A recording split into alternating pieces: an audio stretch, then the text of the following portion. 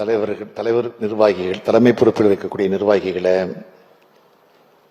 அரசு உயர் அலுவலர்களை, பத்திரிகை ஊடகத்துறை சார்ந்த நண்பர்களை, உங்கள் அனைவருக்கும் என்னுடைய அன்பான வணக்கத்தை நான் தெரிவித்துக் கொள்ள விரும்புகிறேன். தமிழ்நாட்டோட வளர்ச்சி பயணத்தில் பங்கேற்க வேண்டும் என்று நாங்கள் விடுத்த அழைப்பை ஏற்று இந்த மாநாட்டிற்கு வருகை தந்திருக்கக்கூடிய தொழில்துறை தலைவர்கள்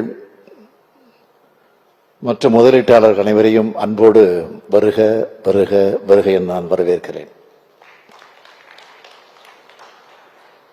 தமிழ்நாட்டின் தொழில் வளர்ச்சியை முதன்மையாக கொண்டு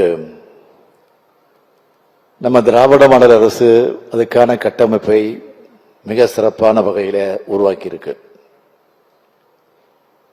முதலீட்டாளர்கள் மாநாடுகளையும் முதலீட்டாளர்களுக்கான சந்திப்புகளையும் தொடர்ச்சியா நாம நடத்திக்கிட்டு வரோம். சென்னை, கோவை, தூத்துக்குடி, துபாய், ஜப்பான், அமெரிக்கான்னு, அதே போல ஸ்பெயின், அமெரிக்கா என பல இடங்கள்ல முதலீட்டாளர்கள் மாநாடுகளை நடத்தி தமிழ்நாட்டில் முதலீடுகளை மேற்கொள்ளுமாறு அழைப்பு விடுத்திருக்கிறோம். 2024ஆம் ஆண்டு சென்னையில் நடந்த உலக முதலீட்டாளர்கள் மாநாட்டில் கையெழுத்தாகி இருக்கக்கூடிய புரிந்துணர்வு ஒப்பந்தங்களை செயல்படுத்த தொழில்துறை அமைச்சர் தம்பி TRB ராஜா அவர்கள் கடுமையா உழைச்சிக்கிட்டு இருக்கிறார். பல நாடுகளுக்கு போய் வெளிநாட்டு முதலீடுகளை தமிழ்நாட்டுக்கு கொண்டு வந்து குவிக்கிறார். ஜெயச்சந்திரனின் அடடா ஆடியோ ஆஃபர் 5 முதல் 70% வரை டிஸ்கவுண்ட். அதெல்லாம் தொழில் நிறுவனங்களாக உருவாக பாடுபடுகிறார். தமிழ்நாட்டு இளைஞர்களுக்கும் பெண்களுக்கும் வேலைவாய்ப்புகளை உருவாக்கி தருகிறார். சொன்னதை செய்வோம் என்பதுதான் நமது அரசினுடைய குறிக்கோள். முதலமைச்சராக இருக்கக்கூடிய நான் என்ன சொல்றேனோ அதையெல்லாம் தொழில்துறையில செஞ்சுட்டு வர்றார் தம்பி TRB ராஜா அவர்கள். முத்துநகர் தூத்துக்குடியில 2வது முறையா இந்த நிகழ்வு நடைபெறுது.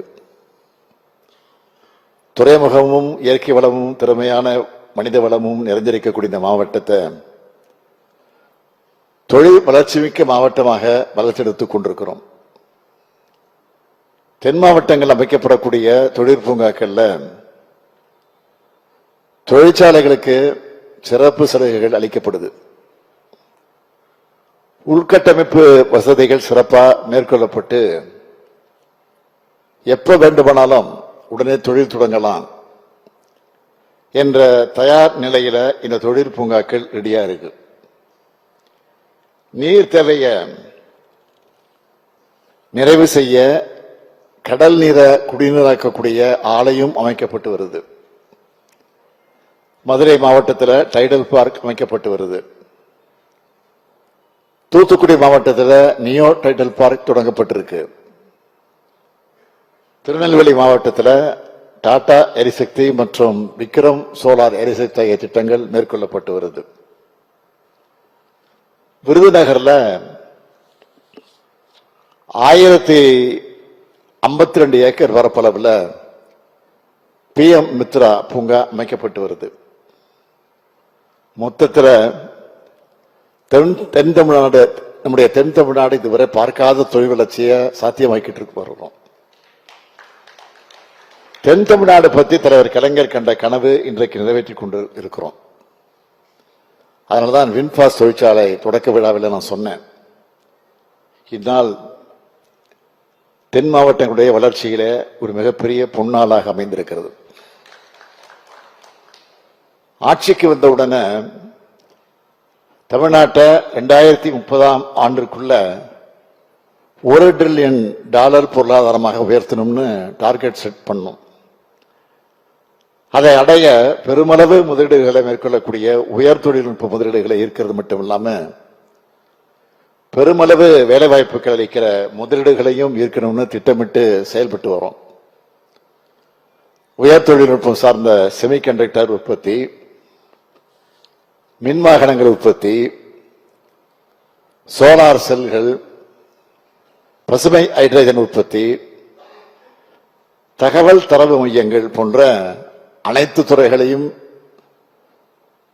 முன்னேற்றுவதற்கு அதில் அதிகம் கவனம் செலுத்திக் கொண்டிருக்கிறோம்.